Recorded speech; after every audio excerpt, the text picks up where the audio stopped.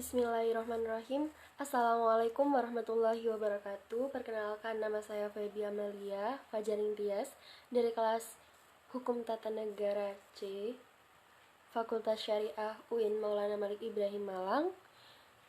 Semester 3 akan mempresentasikan hasil penelitian saya pada tugas metodologi penelitian. Di sini saya mempresentasikan tentang suatu bisnis yang sebenarnya bisnis ini tidak disadari oleh beberapa orang. Baik, selanjutnya yaitu pada tanggal 30 Januari 2020, WHO mengumumkan wabah sebuah virus baru yang bernama COVID-19 sebagai kedaruratan kesehatan masyarakat yang meresahkan di seluruh dunia. Untuk menanggapi COVID-19, diperlukan kesiapan dan tanggapan yang bersifat kritis, seperti memperlengkapi tenaga kesehatan dan manajemen fasilitas pelayanan kesehatan dengan informasi, prosedur, dan alat yang terpenting agar dapat aman dan efektif dalam melakukan suatu pekerjaan yang tadi. Tenaga kerja berperan penting dalam memberikan tanggapan terhadap wabah COVID-19 dan menjadi tulang punggung pertahanan suatu negara untuk membatasi atau menanggulangi penyebaran penyakit ini. Tetapi realitanya berkata lain, beberapa rumah sakit tidak menjalankan tugas dengan benar. Seperti halnya apabila ada pasien yang hendak masuk ke dalam rumah sakit tersebut untuk mendapatkan perawatan, harus menandatangani bahwa pasien tersebut merupakan pasien yang terkena COVID-19. Padahal pasien tersebut itu tidak memiliki penyakit ataupun gejala yang menggambarkan orang ini terkena COVID-19. Ada juga yang meninggal sebab pihak rumah sakit tidak menindaklanjuti apabila pasien tidak menandatangani surat pernyataan tersebut. Dan hal itu tidak ada tindakan dari kepolisian. Kalau saya ketahui, maka dari itu saya sebagai peneliti ingin menggali lebih dalam mengenai hal tersebut. Karena hal ini juga bertentangan dengan Undang-Undang tentang Rumah Sakit pada pasal 1 yang berbunyi rumah sakit adalah institusi pelayanan kesehatan yang menyelenggarakan pelayanan kesehatan perorangan secara paripurna yang menyediakan pelayanan rawat inap, rawat jalan, dan gawat darurat. Dan hal itu tidak diterapkan pada saat masa pandemi ini.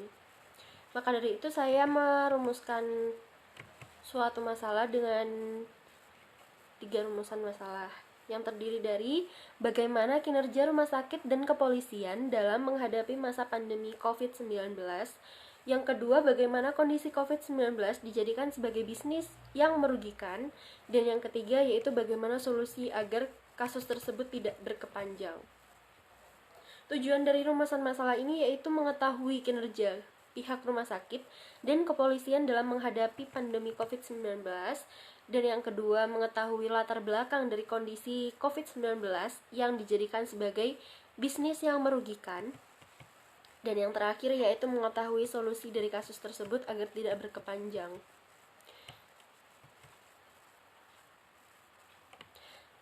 Selanjutnya yaitu tinjauan pustaka. Yang pertama, hubungan dengan penelitian sebelumnya. Tracing merupakan suatu kegiatan untuk mengklasifikasi data yang telah diperoleh agar lebih mudah dalam melakukan pembacaan data sesuai dengan kebutuhan yang diperlukan. Tahap ini dilakukan dengan tujuan untuk memilih data yang diperlukan guna menjawab permasalahan yang akan diteliti serta membatasi data yang tidak diperlukan di dalamnya. Yang kedua yaitu verifying. Dengan kata lain yaitu verifikasi data yang dilakukan oleh peneliti untuk memperoleh data dan informasi dari lapangan penelitian yang digunakan untuk menjawab pertanyaan terkait penelitian. Selain itu juga bertujuan untuk memudahkan menganalisis data. Dan yang ketiga yaitu analyzing, merupakan kegiatan menganalisis data mentah yang berasal dari informan untuk selanjutnya dipaparkan kembali dengan kata-kata yang mudah difahami. Landasan teori saya menggunakan secara materi, tenaga kesehatan berperan penting dalam memberikan tanggapan terhadap wabah COVID-19 dan menjadi tulang punggung di pertahanan suatu negara untuk membatasi atau menanggulangi penyebaran penyakit. Garis terdepan tenaga kesehatan memberikan pelayanan yang dibutuhkan pasien suspek dan terkonfirmasi COVID-19 yang seringkali dijalankan dalam keadaan menantang. Tetapi lain halnya dengan kasus ini, dalam media sosial dikabarkan bahwa beberapa rumah sakit yang didatangi oleh seorang pasien yang penyakitnya bukan COVID-19, mereka tidak mau melayani apabila pasien tidak menandatangani surat pernyataan bahwa pasien tersebut merupakan pasien COVID-19. Yang kedua, yang ketiga, kerangka pikir. Dari landasan teori yang saya tulis, dapat disimpulkan bahwa kondisi COVID-19 hanya dijadikan sebagai bisnis bagi pihak yang bersangkutan. Karena apabila pasien yang menandatangani bahwa dirinya merupakan pasien COVID-19, maka akan menjalani karantina, yang mana akan menambah suatu pekerjaan hingga menghasilkan upah dari pemerintah bagi para perawat. Dan apabila pasien tersebut sampai meninggal dan dimakamkan secara protokol dikarenakan pasien COVID-19, akan mendapatkan upah lagi dari pemerintah. Sangat miris melihatnya, banyak sekali berita yang menyatakan bahwa jenazah COVID-19 hanya dimasukkan ke dalam peti jenazah tanpa disucikan dan disolati layaknya jenazah pada penduduk Islam, dan tidak diperlakukan sebagai jenazah layaknya seperti jenazah muslim di dalam agama Islam. Dan hal tersebut tidak ada tindak lanjut dari pihak yang berwajib. Dalam hal ini merupakan kepolisian. Bab yang ketiga yaitu metodologi penelitian.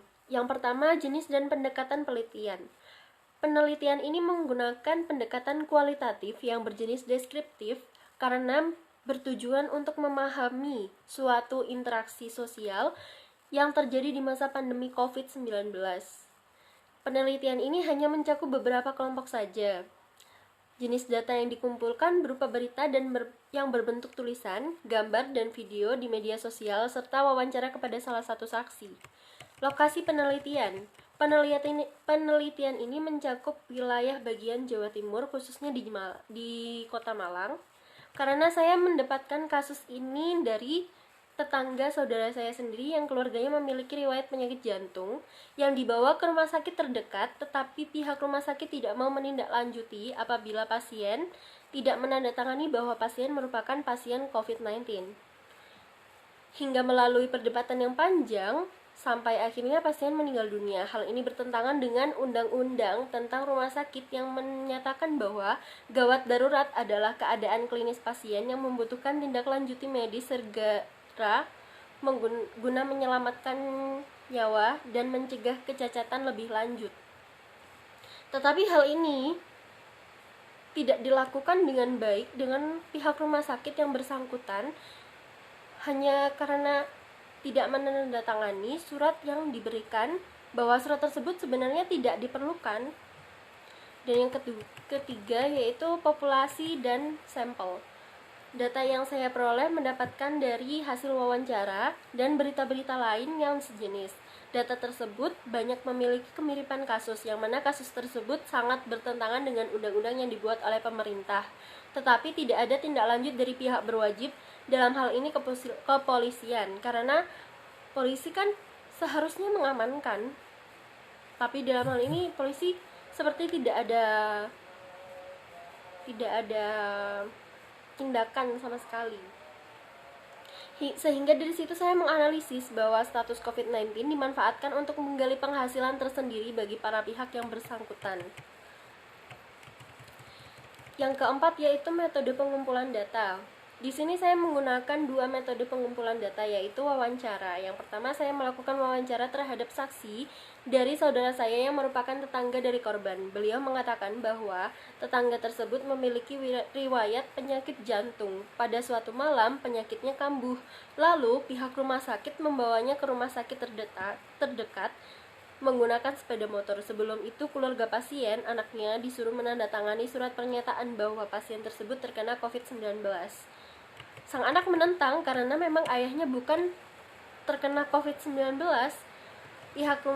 Pihak keluarganya tidak ingin menyewa ambulan dan membeli oksigen yang ada di rumah sakit tersebut, tetapi pihak rumah sakit menolak apabila keluarga ini tadi tidak menandatangani surat pernyataan yang diberikan. Akhirnya pihak rumah sakit akhirnya pihak keluarga memesan Grab mobil dan memutuskan untuk pindah ke rumah sakit lain. Sampai akhirnya ayahnya meninggal di jalan menuju rumah sakit. Dari sini dapat dilihat bahwa rumah sakit tersebut tidak melaksanakan kinerja sesuai dengan Undang-Undang Rumah Sakit tentang gawat darurat yang berbunyi, gawat darurat adalah keadaan klinis pasien yang membutuhkan tindakan medis segera guna menyelamatkan nyawa dan mencegah kecacatan lebih lanjut. Tetapi pihak rumah sakit lebih mengutamakan surat pernyataan tersebut. Yang kedua yaitu berita dari media sosial. Banyak sekali kasus yang saya jumpai di media sosial yang berkaitan dengan COVID-19, terutama bagaimana cara pihak rumah sakit memakamkan jenazah COVID-19 yang tidak sesuai dengan aturan pemakaman menurut syariat agama. Bahkan ada yang sampai dibongkar jenazahnya, ternyata ada organ tubuh yang diambil untuk dimanfaatkan kembali, tetapi hal ini tidak ada tindak lanjut dari pihak yang berwajib.